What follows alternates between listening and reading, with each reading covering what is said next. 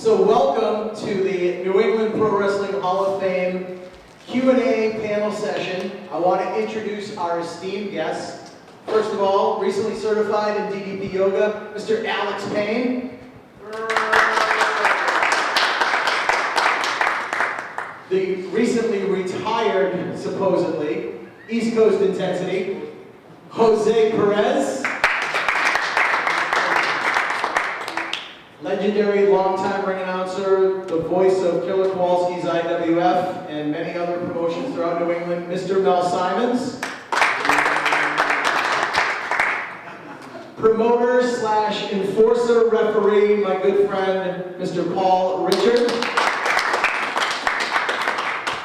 And wrestling historian, owner, president, commentator, everything for New England Championship Wrestling, Mr. Sheldon Goldberg. We have a live mic. We have 5 esteemed colleagues here from the New England Pro Wrestling Hall of Fame. I know some of you out there, I'm sure there's some questions burning on your mind right now. I will bring you the mic. You ask the questions to whoever on the panel, and I'm sure they'll be happy to answer it. Who's up first? Don't know why it's not everybody at once. Come on. Ron, do you have a question for these fine gentlemen? You've been asking them all day. Ron knows them all, that's for sure. Ask him again. Sit right here. And I'm old and all. No, not really. I look pretty damn good for I think when I was older. Wow. Thanks a lot. Mel and I went to school together 50 years ago to the same college. I was going to say elementary school. No. Same college. We graduated Emerson in 1961. We had our 50th reunion already. Yeah. We're old. But I don't have any questions. I can call him on the radio when he's on. The king of trivia. King of Author of his trivia. own Joe's books. Author of many books. Many books. 12 books. Have you written a book yet, Paul? Not yet. It's going to be a long story. And it's a great ECW star here. What's that? The man that brought ECW to ECW New in England. New England, and now the enforcer. And General the manager. head of NECW, Sheldon Goldberg. That would be me. I've known a lot of time, Joe. But again, I don't have a lot of questions to ask these people. And Rich Palladino, Oh, of course. a star of chaotic wrestling amongst others, who I've also known for a long time, even though he's younger than me. We exchange Christmas cards every year. That's right. So Ron sees pictures of my kids. Well, yeah, and then I can send Sheldon a Hanukkah card. Sounds good. Somebody should. You forgot to put the gelt in this year. No, I give the belt to Mel. Okay. And I keep it, Chuck. Yes, I'm pretty good. So we should just have like an open discussion about whatever you want to talk about. I think so. And I know Casanova, a former wrestler. No, before he was a wrestler. You know he was a wrestler? Oh, I know. Because he worked for Lobster Man and Wolf Man, the same people that basically I worked for, Right. except he was a wrestler then. See? Are you retired, Casanova? From the ring, yes. He's retired. And the Purdy, the Sorry. best looking teeth in the business. I was told Curtis. to All Questions on him? him. All about the plead fifth, so it's all on you now. He's the prettiest one on the panel. I don't know. Paul Richards over there, man. Oh, yeah. Close second. It starts down with the green. Close second. Nice. He's the enforcer now. The extreme. Extreme enforcer. Get it right. You know. The only referee I've ever introduced with entrance music. Final countdown by Europe. Never forget it. And it was over. It was. It was over. So now we feed off of that, we just have dialogue about whatever. What are we talking about? Huh? What are we talking about? Whatever you Paul want. Richards? Yeah, he brought ECW. Who's the man? Along with Paul Heyman. Yep, did. You did, I Good old remember. days. And you used to go to Jack Ritchie's too? No. I did. Really? Yeah. How many went to Jack Ritchie's? Oh, yeah. That was such a unique place because the only venue in the WWF territory that ran every week. Every week. That's right, every Friday night. Every Friday night. I went there Yeah. for you. You know who I went with? Walter. Is this on? No, it's not. Sheldon. I Really? used to go with Wally. Oh, wow. Kowalski. Wow. He went. What city When he was that under in? a hood. North Down. He Oh, was, yeah. he was the, Not what that. they The executioners. executioner. Yes. So I used to ride down there with Walter. Yeah. How many years has that place been gone? It burned down, right? Yeah, it's the. Go Go ahead. ahead. Tell you the stories on Santos had Friday night wrestling at Richie's for years, and then WWF came in. And they were very successful. They packed them in every single Friday night, wall-to-wall people. One Friday night, somebody got out of hand, one of the men, and they kicked him out. He was not thrilled about being kicked out. He came back at 3 o'clock in the morning, and he brought the place down. They never had insurance, so as successful as they were, they never rebuilt it, kind of the end of the era. How long has it been gone now? Many, many years. I used to go there all the time. Yeah, Great shows. They had six matches, 6 bouts each and every Friday. They were terrific. They used all the WWF stars. But it's unfortunate. I remember the owner's name was, his first name was Bill. And they had a long intermission because he sold up the gazoo food-wise. They must have had a half-hour intermission. Billy Ritchie. He made a fortune. This is Ritchie's, yeah. Yeah. Bill Ritchie, right. Yeah, And What's the brother's name? I don't remember. I just remember Bill Ritchie's a very nice guy. And he made a fortune alone on just selling food. Yeah. He was a big union guy. He was big in the IBEW. He was the president of the IBEW at one point. I didn't know that. Yeah. He was a very nice guy, and he had it for years and years, no insurance. Jeez. What town was it in now? North Attleboro. Attleboro. Yeah. I heard it was hit by Jewish lightning. Not quite, but I've heard those stories. Folks, feel free to ask questions. Anything you want to know? You know the guy I used to go with too, Jim Rashke. Remember Baron Von Baron Rashke? Von Baron Rashke. Von Rashke. Jim was a Rashke big was star. his real name. He was a delightful guy. Yeah. Andre the Giant used to work there on occasion. Kowalski worked there. Gorilla Monsoon. All the biggies.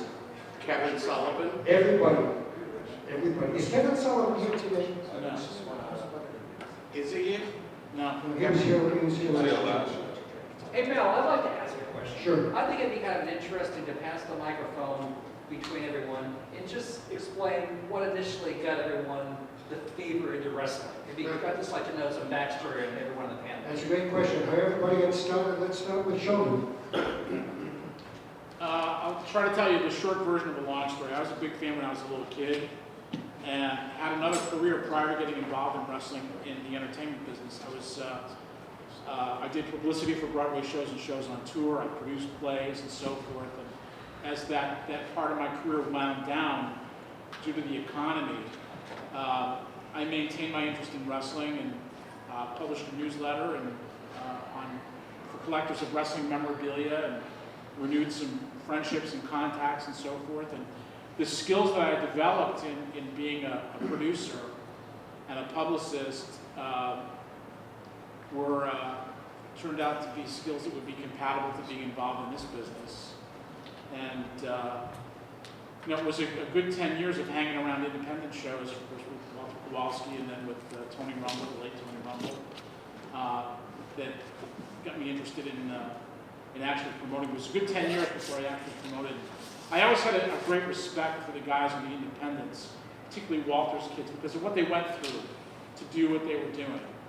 And it just sort of compelled me to see maybe I can help this, you know? So that's sort of the short version of the long story. Very good, John.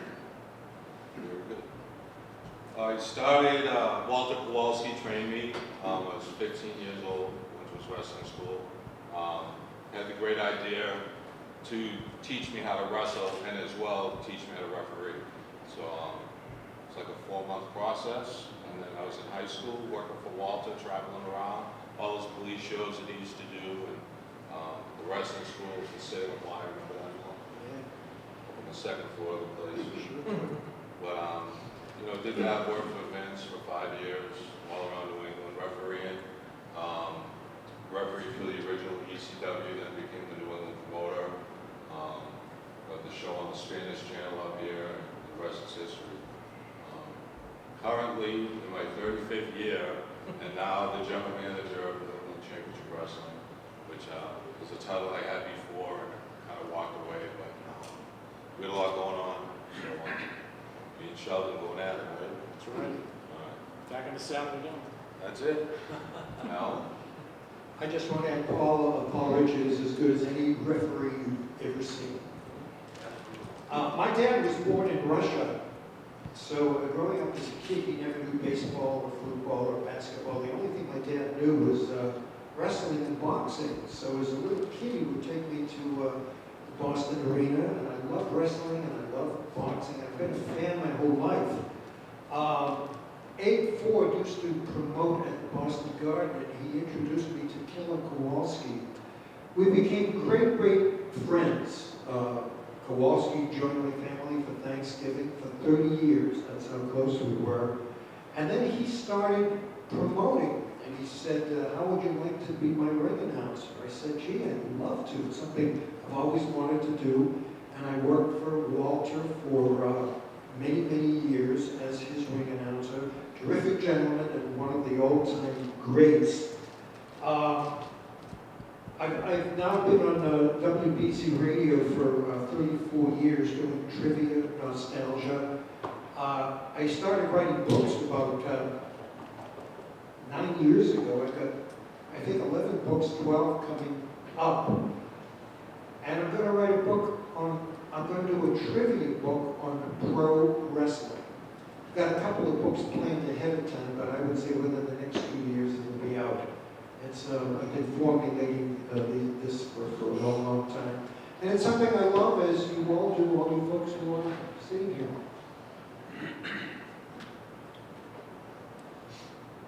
Plead the fifth.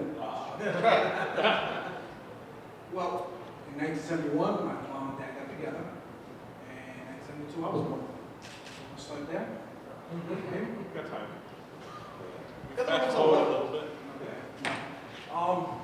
I actually started, a lot of guys actually started independent stuff. I actually started young. Actually, kind of for me, I started late.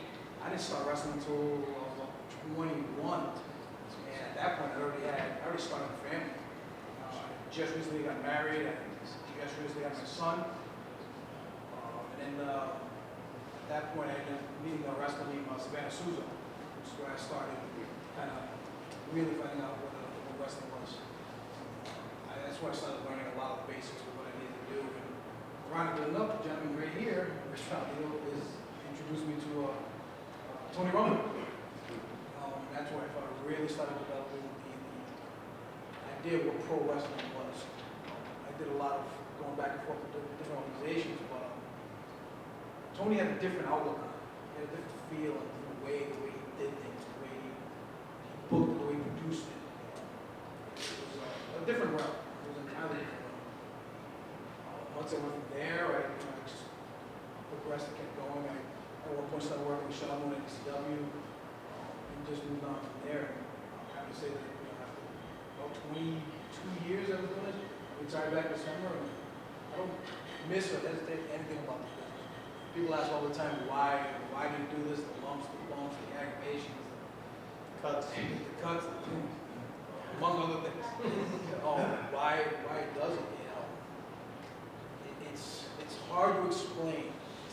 It's hard to explain why anybody actually does pro wrestling, why it's so well liked. All I can say is for me, it was my job. For me, it was what kept me out of trouble, because I was going that long time. And that's what sent me in the right direction. I'm happy to say that I'm here today, because I probably wouldn't be. That's it. I'm good to say I love the business. Good job. I do not. So, unlike the other guys on the other end of the table, I grew up as a kid in the 80s. And as we know, the 80s was the mainstream Hulkamania era. Everybody was a Hulkamaniac, especially in the Northeast. I didn't grow up too much about NWA or anything like that. It was WWF all the time. So, growing up, I just knew there was some. Your question was how or why you got into the wrestling business. And I think it was instilled in me, when I was 5, 6 years old, that's something I was going to do. Something I always wanted to do growing up. I watched wrestling religiously. And then right around, 13, 14 years old, started to hang around a little bit more with more wrestling fans. And it was right around age 14, 15, the internet started to come out. I started to search. And my goal was I'm going to be 18. When I turn 18, I'm going to become a pro wrestler. And I had, I think, 3 schools where I wanted to go to learn. Killer Kowalski's, the Monster Factory down in Jersey, or over to Calgary.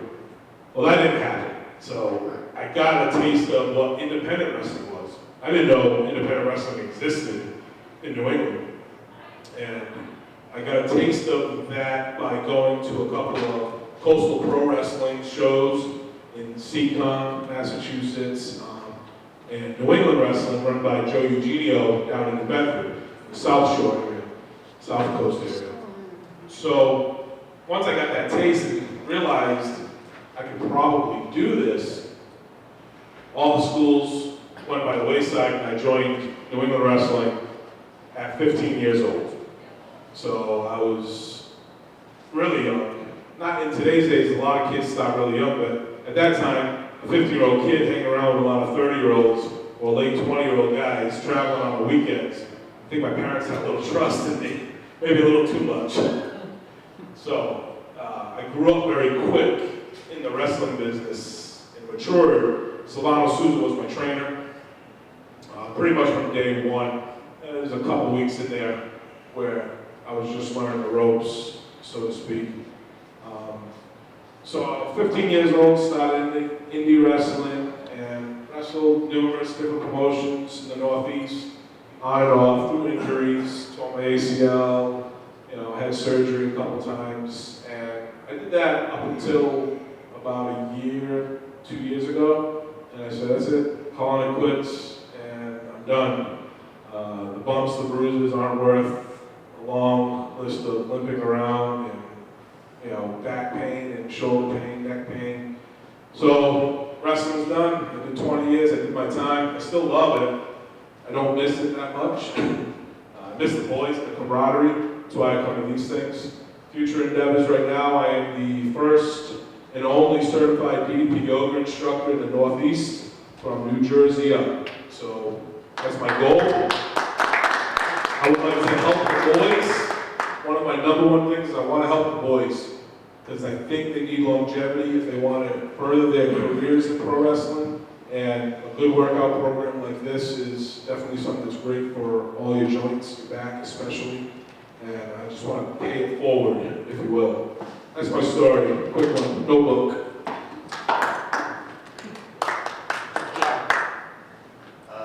Much like you, yeah, I figured. Much like you, talking to the 80s, wrestled in high school at a whopping 145 pounds. I didn't really think it was possible to become a professional wrestler, even though I would love to have had the opportunity. Junior year in college, saw an advertisement for a Tony Rumble show coming to adjacent to my college. And I saw folks like Ron Zombie, and I'm like, well, if he can do it, why can't I? And so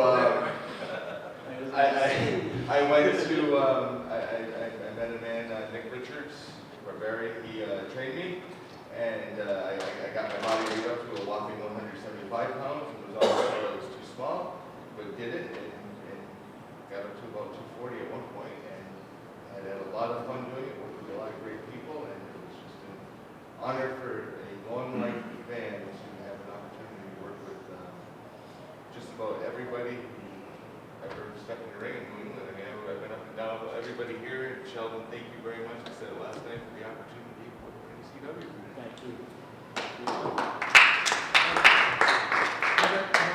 Yes. I want to throw out an interesting question. I'm going to start with you, Sheldon. I'm going to ask everybody on the panel, who do your personal favorite wrestlers, if you could pick 2 or 3 of the greatest workers that you have ever seen? Okay. 2 or 3? Yeah. Number 1 on my list would be Bruno Sammartino. Number 2 would be Lou Thez. Number 3 would be Ric Flair. Great. Want to keep going? Let's make it fun. Harley Race Yeah. and Dory Funk Jr. They're both here, the last They're two both are here. here today. Yes. I didn't say it just because they're both here. But Yeah, great 5. yes. Who was the first one, Sheldon? Excuse me? Who was the 5th one? I mentioned Dory and Oh, and Dory, Harley Race, okay. Thank you. My God, I was trying to think. You know so many people, and I honestly can't even say that I don't like somebody in the business. You know, I've been very fortunate to get along with everybody. To pick any number, I could even begin to think, you know, from all the different years and all the different kind of people. I'm just grateful to have been able to meet all the people I've met. You know, from Andre to Hulk, Randy Savage, Warrior, you know, it was just, those were great days, and it was good to be there during that time, as well as original ECW time was phenomenal too. You know, those years were awesome, the people that we met, and people from all over the country and the world would come in, you know, that I would have watched on TV and come in and beating the shit out of each other. But yeah, it's all been good, you know, and, you know, glad to do things like this. As you guys were saying, you know, it's like you get back now and you don't realize it until you're in it 35 years or 25 years. Or, you know, all of a sudden it's like, it's not about me, it's about the young talent, you know. That's why we got with Sheldon to general manage the company, because we have so many young guys, and, you know, a lot of them are training at the Belltime Club. And Boda was just training them, and he does a phenomenal job. Kowalski guy too, you know, so it's a lot. You know, and I was saying the other day, they're there 2 or 3 days a week. I've been there like 8 months probably, helped them out, and I've not been there a day Walter's name doesn't come up during the training. It's amazing. Every single day that we're at that school, somebody would say, oh, remember Walter said to do it like this, so, you know, one of us would go, God damn it. You know, that's the shit. You know, but That's Walter. It's, you know, it's fun. And I'm just grateful to have had the time that I've had with the people I've been with. And now we'll continue with things like this and enjoy it. I want to plan something for you. I really feel with everything you've done from independent to WWF to Sheldon to ECW, you got a book in your ball. You really do. I think you should really. You know any good book people? Well, you know, Author extraordinaire. I can maybe hook you up with my publisher, but as far as you want a ghostwriter, you know, in other words, you do the talking, they go to the print. We'll talk about that. All right, we'll talk about My favorite wrestlers, I think my all-time favorite was Ric Flair. Great showman, great wrestler. Besides Flair, I'd have to rate Bruno Sammartino, top 5. Lou Thez, top 5. Stone Cold Steve Austin, and Terry Funk. That's probably my all-time top 5. For me, Ric Flair's talking to you. Flair, Ricky Steamboat, Gorgeous George. Gorgeous George mostly for being the guy that really broke out and just did that outrageous thing. Nobody expected. That's something I admire a lot. Everybody was just Hogan and stuff like that. Hogan never did it for me. But for me, guys like Von Erichs, it was Adams, Iceman, Parsons there. Those are the guys that are like, ones that were at the top of the game, but they weren't like at full height of it. Those are the ones that really showed me a lot, because I felt that they all had their own part to give, and they weren't always the top build, but always gave you that top build feeling. That's what I enjoyed. But for me, that really reflected always that guy just with it. Okay, so I have a few minutes to think. I could go on and on, there's so many greats, obviously we all know that, but you know, I look at what evicts emotion out of you. So, as a professional wrestler, there's two categories that need to be together most of the time to get that emotion, get those goosebumps going. And it's either how you work in the ring as a technician or whatever you want to call it, or how you entertain, sports entertainment, whatever you want to call it, professional wrestling. Building that character, getting people to love you or hate you. I always been a fan of the heels, but somebody that gets goosebumps, whether it's through their promos or how they sell in the ring. So I have 4, and it's not in necessary order. Hogan, only because I grew up in that era, and Hogan's the one that got me into wrestling. You know, he's singing at Perez, taking the vitamins, all that stuff. He was larger than life to a 5-year-old kid. So he wasn't a great technician in the ring, but he could sell his rear end off and bring people to the seats and get those goosebumps going. Because what you gonna do, brother, you know? When he's coming to town, that got me going, Saturday night's main event or whatever. So Hogan, definitely probably on my #1 list. Then it's Ric Flair. Ric Flair, I think, had all of it. You know, he was an entertainer, and he did have great ring psychology and technical skills. So he was another great one. I didn't watch him growing up, but in my later years, I watched almost everything he's done. Steamboat, another great one. Not maybe so much for his persona as far as any charisma. He didn't have a ton of it, but what he did have drew you in. And when he was in the ring and the way he sold, it made you believe into what was happening to him at that time, telling that story. He was another great one. And last but not least is Randy Savage. He just had, oh yeah, he just drew you right in. When that camera leg went on, Savage was intense. And he's like, man, that's something kids growing up in the 80s, you know, be like, that's the guy I want to be. So those are my 4, I don't have 5. Having been the one that arrived at 10:05, when, there's not a name I can possibly come up with that you all haven't said already. I agree with everybody. So I would say Tim McNeely, Rocket Fred Curry Jr., Nicholas Richards, Billy Cage, and in all seriousness, Kurt Hennig. He does not give enough credit for being an amazing bumper. I'd have to add the Freebirds. All your names were great, guys. Yes, absolutely. Will do. I want to throw out an interesting question to you all. I'll start with you, Sheldon. Sure. Wrestlers, as you know, out of the ring have a very different, in many cases, a very different personality from the persona they do in the ring. And we have all met many wrestlers. We've all met wrestlers through our business or as fans. But here's an interesting question. If you had to pick the 2 or 3 or 4 classiest guys as people, who would be on your list? Sheldon? Gee whiz. That is a tough. Well, Bruno has to rank up there at the top. And I'm going to say Walter.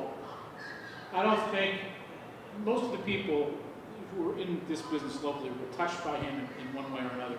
If you were trained by him or if you weren't trained by him, you were probably trained by somebody who was trained by him or worked with somebody who was trained by him and so on and so forth. I don't think enough can be said about that man's kindness and his generosity and his class with people in his own way. I'll tell you an interesting story.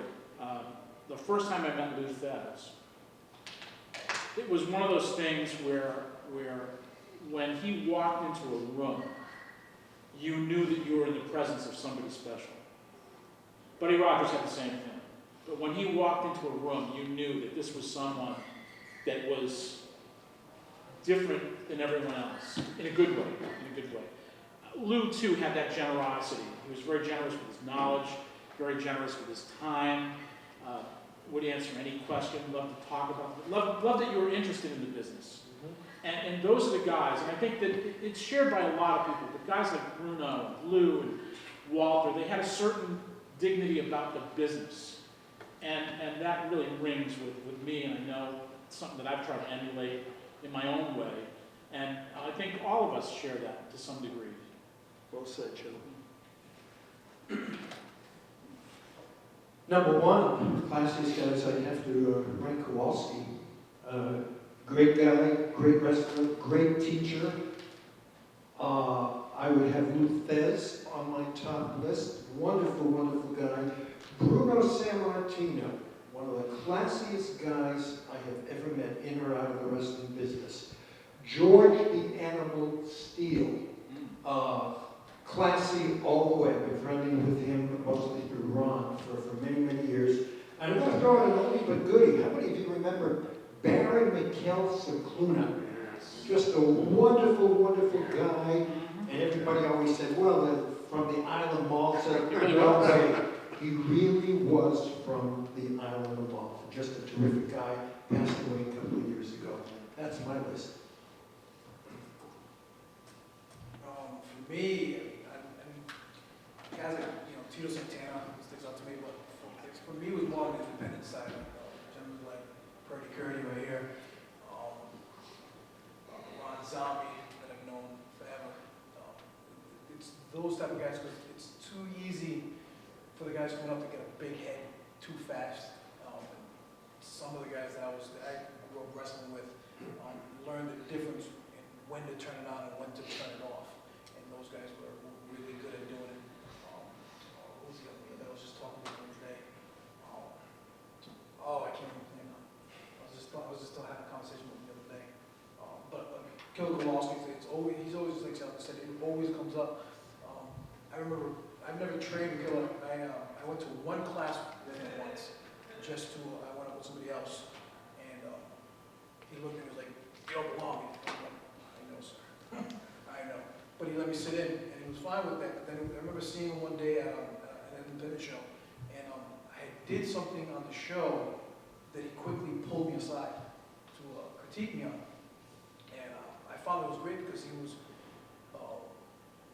just say what he had to say, whether I wanted to hear it or not. And it wasn't that he was trying to critique me badly, he was actually trying to critique the other guy. And he was like, if we ever run into that situation again, maybe you want to go this way opposed to going that way. And it was just that, it was a real minuscule type of thing, but it always stuck in my head that I never worked with him or worked for him, but that he would take his time to actually stop and actually help somebody coming up. He was that kind of guy. Just to do it. And that always sticks in my head, that somebody doing. I think passing it forward is always a big deal. Guys should actually just pass that along and help somebody else that's trying to get up, because somebody else is going to need that opportunity. Nowadays, you don't really get that. But like I said, for me, guys like independent, guys like Purdy and Brickhouse Baker, one of my closest friends, those guys are always up front. It's always a class act. So those are well said. So I had a pleasure of working with or for quite a few guys. Throughout the years, a lot of mainstream names have come in through the doors of independent shows, and Walter Kowalski, definitely number one in my book. Every time I saw him, he was always pleasant and professional. Rick Martel, another classy guy.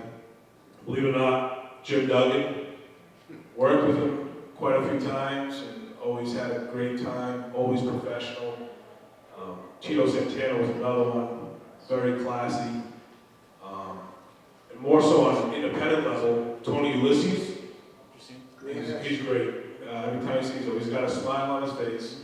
And then Scott Ashworth and Brickhouse Baker, two guys that I consider very close to me, but every time I see them, any locker room they're in, they're either having a good time, no heat whatsoever, they just love being a part of pro wrestling. Thank you for the kind words, Jose. I really appreciate that and reciprocate because you've always been somebody I looked up to. I found myself in a very unique position, having spent a lot of time on the road with all the big names that you could possibly think of when I was working for Northeast Wrestling. They would come in and I would drive with them, which is the most amazing experience one can get when it comes to knowledge sharing, just sharing the time in a car. And the three names I'm going to say probably won't ring out, but I've got my reasons and the way people interact with other people. And first on my list is this sort of big name of Nelson, who we just lost. What a class act and a human being. And I will say Christian, for reasons I won't go into, but a man who is selfless and gives so much of himself and doesn't want to announce the recognition. He is an amazing human being. And Rowdy Piper. He, believe it or not, and when you go through airports, when you go through anywhere, some people stop and have such, ask how the family is. And to me, that's your heart's in the right place when you can take the time and not want to be bothered. But those three to me are class acts all the way. We're good. I've got a question for you. Sure.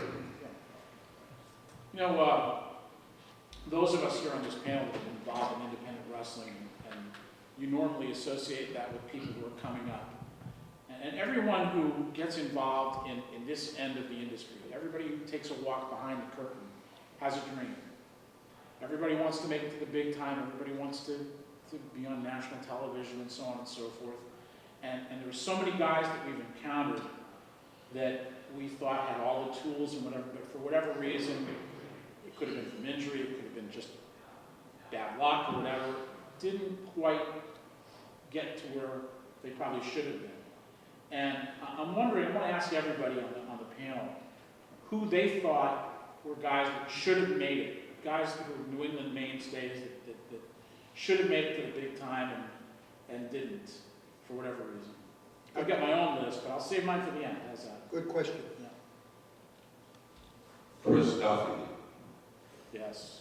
he was such a talent, just a great guy, and he did do a little bit with Vince on TV, but I always thought he had a lot of potential.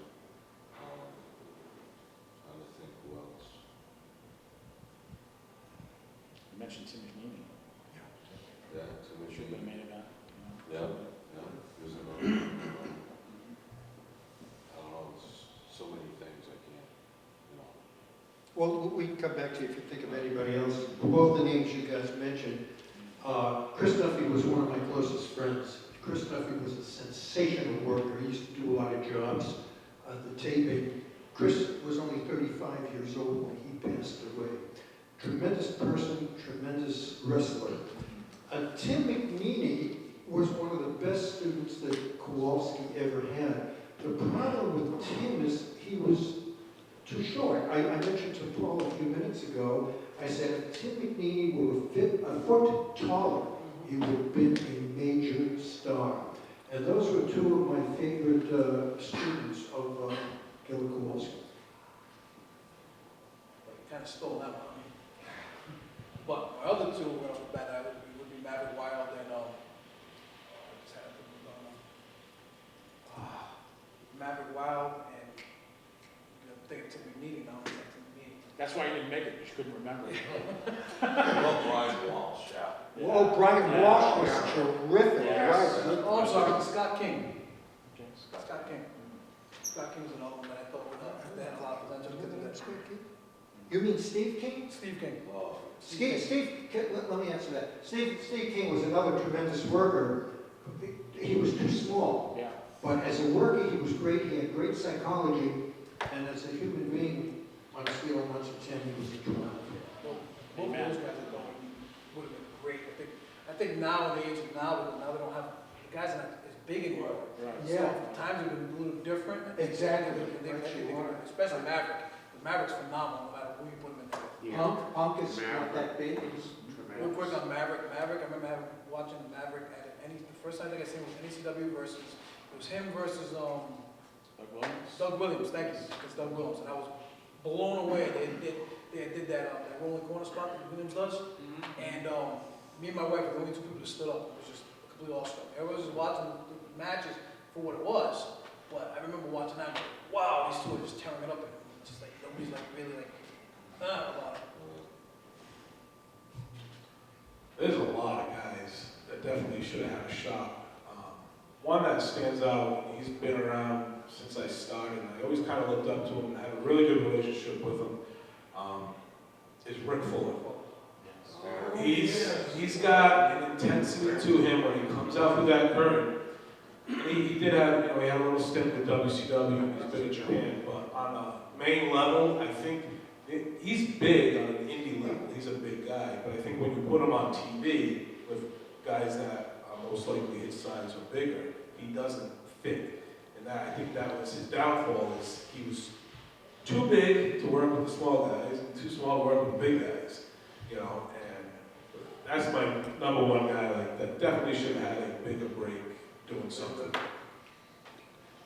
That's a good one. Tim, by all means.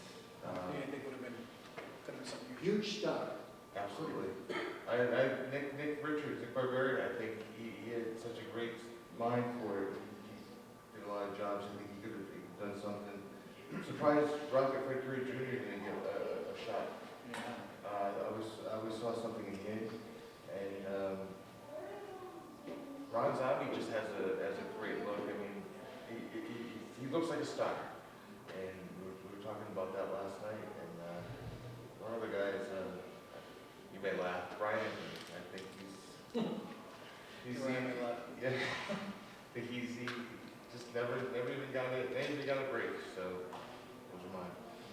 I'm gonna add one. Sure. You might get it. Steve Bradley. Yes. Me and Steve may not have seen eye to eye, but I always said there was that one small thing that was missing to get him to that next stage. I don't know what it was, and I know Kurt Angle put him over huge when they were down in OVW. I've got a short list before we wrap that. Okay, I want to wrap it up after the show with one last question. My list of guys who should have made it but didn't. Number one would be Alex Arion. Oh, yeah? Small fella. Small. If Alex Arion, and Arion, it didn't matter. He could work with anybody of any size. He just had that knack, and whether it was heel or baby, he could do it all. Still to this day, I think he's the greatest worker that I ever had the privilege of presenting. Maverick Wild, as you mentioned. Max Bauer is another one. Should have been a superstar. Unfortunately, injury curtailed his career. There's a whole long list, but there's Rick Fuller you mentioned is actually a very good choice. I mean, Fuller is somebody that should get a better deal in this business than he got. But this is such a great area. There's so many guys who did make it out of this area. The list is just incredible. Everyone from Triple H, of course, to Kofi Kingston, to on and on and on. Perry Saturn, the Eliminators, and just some of the greatest workers in this era this modern era of wrestling were New England-based guys. I think that's just a great testament to what we have here. So. I'll tell you also made it in a big way along with Damien Sandow. Yes. Aaron Alcides is really a terrific young man and a terrific worker. I want to wrap it up with one last question. I'm going to ask all the panelists to give their opinion. You cannot watch one of the major wrestling shows, whether it's WWE or TNA, without at least one ladies match. I find so many of the lady wrestlers nowadays, they look terrific. They really look super, but so many of them cannot work. But just to look at them, they look great. So here's my question. Who is the finest lady wrestler that you have ever seen? Past or present? Sheldon, start with you. Wow, that is a really tough question. Ever in history? In I've ever history, seen? yeah. Okay. Past or present? Wow. Mae Young was really fantastic. Better than Moolah. Yep, I agree. Better than Moolah. Wow. Medusa was great, Medusa Michelli. Very great. Sherry Martel. Those would be my top few. Trish Stratus, of course. Very good.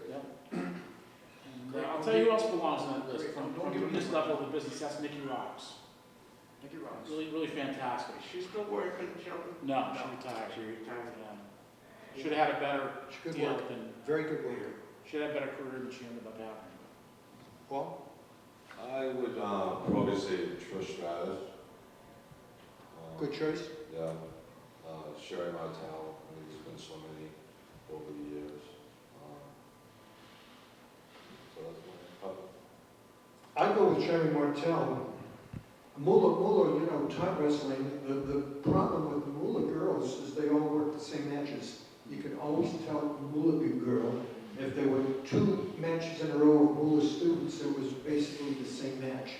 But Sherry Martel, I think, was the greatest. Sherry Martel's always gonna be up there. One that probably wouldn't be Boom Connell. Just for her size, she's just such a big girl, but she moved like nobody else. So that always said she always just had that charisma when in the ring. It made a big difference. Mickey James is another one that I find that she has everything. Whether she can be a good guy, a bad guy. Like Sheldon named off half the ones I was gonna say. Back in the day, Lunge Blaze. Oh, yeah. Tara, Victoria is another one. And one of my favorites is Nikki Rocks. But hopefully we see her in a couple weeks. So I just have one, Luna Vachon. Oh, Sean. Oh, terrific. I'll keep it local. I'll look at Sheldon Goldberg's direction when I say this one. Mercedes Martinez. Now, Sheldon, you did not want to book her that night. You remember that? No. Actually, I was okay with booking her. Just there were girls for her to work against. You stepped up to the plate. And she is amazing. And one more, I'll add to this one, Calm. Calm. Yes. Oh, she, yeah. She doesn't get enough credit. She's amazing inside and out. And a class act. She won in the category as well. Well, I want to thank you, all of you. I thought you were terrific. And ladies and gentlemen, would you join me in a nice round of applause for all the members of the family? We thank you for coming. Hope you enjoyed it and have a wonderful afternoon. A lot about to take place. Thank you all.